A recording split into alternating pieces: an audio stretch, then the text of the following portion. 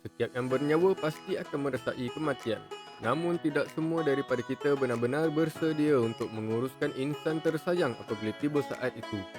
Atas kesedaran inilah Masjid Kota Damansara menganjurkan daurah khidmat terakhir pengurusan jenazah sebagai usaha memperkasakan ilmu fardu kifayah dalam kalangan masyarakat.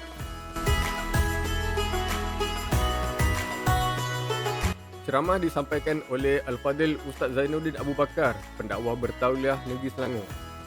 Beliau berpengalaman banyak dalam menguruskan jenazah berbagai jenis seperti kritikal, reput dan penyakit berjangkit.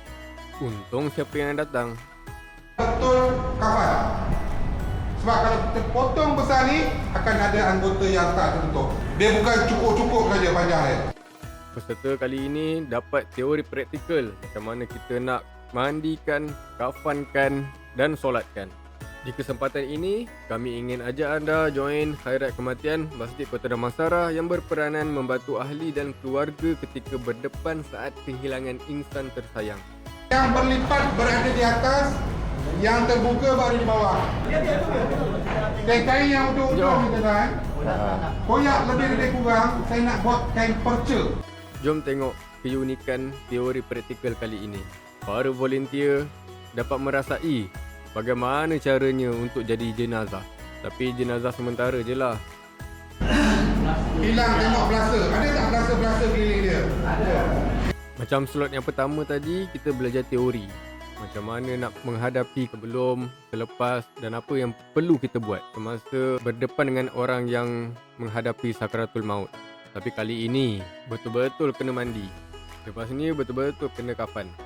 Sebelum mandi tadi, kita dah diajar macam mana nak potong kain kafan, nak ukur pada jenazah dan membentangkan kafan, serta kegunaan sebut cendana, kapur barus dan sebagainya.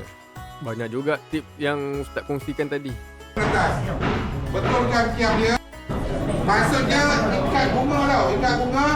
Mantap mati. Ikat bunga. Kita mati nanti. Okey.